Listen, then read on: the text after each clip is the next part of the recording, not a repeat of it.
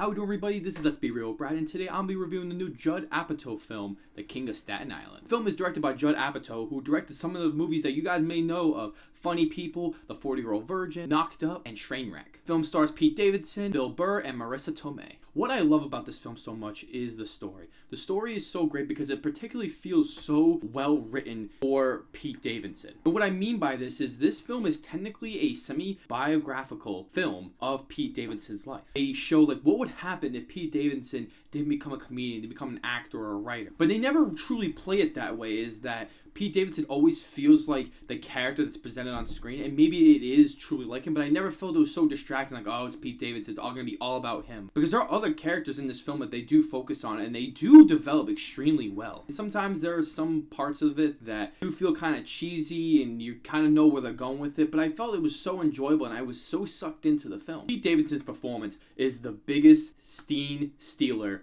of this whole film. It's so funny, and this shouldn't come as a surprise, considering he is on SNL and does a lot of writing for it. And if you haven't seen any of Pete Davidson's work, I'd highly check it out because he is a very, very funny comedian. He steals every part of this movie, as I was always wanting to know what was going on. Sure, his character isn't the best because he's pretty depressed, doesn't really know where he's going with his life, and ultimately is kind of a bum. But he has this likability factor about him that he does care about other people, and he shows it in a way that isn't necessarily traditional. What this movie does kind of do, in a sense, of breaking those traditional values and questioning and challenging the ways of life that Pete Davidson's character Scott goes through. His chemistry with everyone in this movie is fantastic. It seems like he was just perfect for this role, and they almost could not have him in this movie. If Pete Davidson was in this movie, I don't think it'd be as good as what it actually is. Writing is so interesting, as every conversation always has some humor in it, or has even some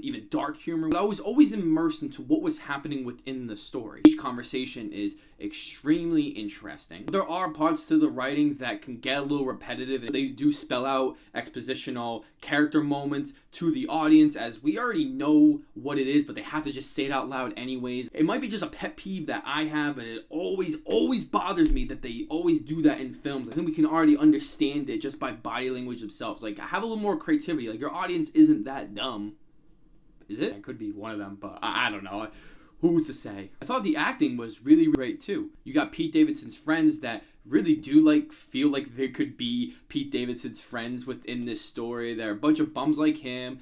They don't really have anything going on, but they have this other likability to them as well. So Tomei is fantastic as always. She is just so good in everything she's in, and she does an awesome job playing Pete Davidson's mother in the film. You got Bill Burr, who is just Bill Burr. He's just great. I mean, it's hard to not like Bill Burr in almost anything. Parts of the film is when those three are together and they're all talking and they're all interacting, and it's always so good. I wish there was so much more of that in the film, but I can't even say that as a criticism because it was just very, very enjoyable. The technical qualities of this film are pretty solid. The cinematography is okay, it's good, but it's not distracting or anything. I just wish there was a little bit more pop and a little more nuance to the film. I wish it played a little bit more of a role in the presentation of what we were seeing on screen, because some of it just looks like it's just some standard comedy film that for the mainstream audiences that we've seen before. It doesn't look like it tries to stand out in any way. The ending was pretty solid as well. I thought all the scenes were really cut well, and it had a nice flow to it that wasn't very distracting to me. There are a good amount of negatives in this film, as I really do enjoy this film, but again, I think there are a lot of repetitious scenes that could have just been cut or could have been just changed into something else. I understood the point of what they were going for in these scenes, but I felt it was very distracting to me. So the second act really had some pacing issues, as the first act I thought flowed extremely well and moved from scene to scene, always had something going on. And the second act kind of feels muddled, as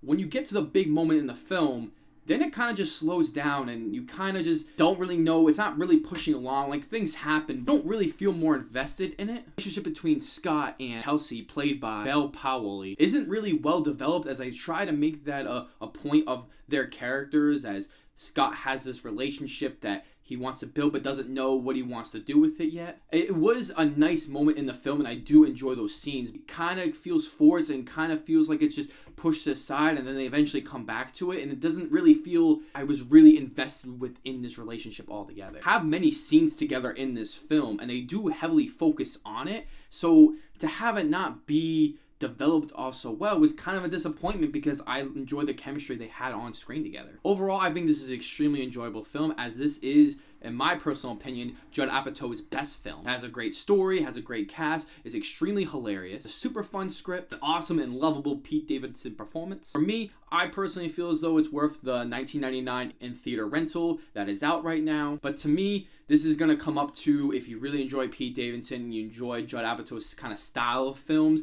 then I think it's totally worth it. I think this is one of the best films of the year so far. I mean, there's not a lot of competition. So, you know, when more movies come out, it's obviously going to drop. But I'm going to give this film a 7 out of 10. Please like and share the video. Please subscribe. It really helps out the channel. So everyone who has been subscribed, liking my videos, and commenting, and really supporting my channel, I really appreciate it, because this is something I really want to do in the long run. So thank you guys as always. Let me know down below, what is your favorite comedy drama of all time? I want to hear all your opinions, and we can have a great conversation about it down below. As always, I will see you guys in the next video.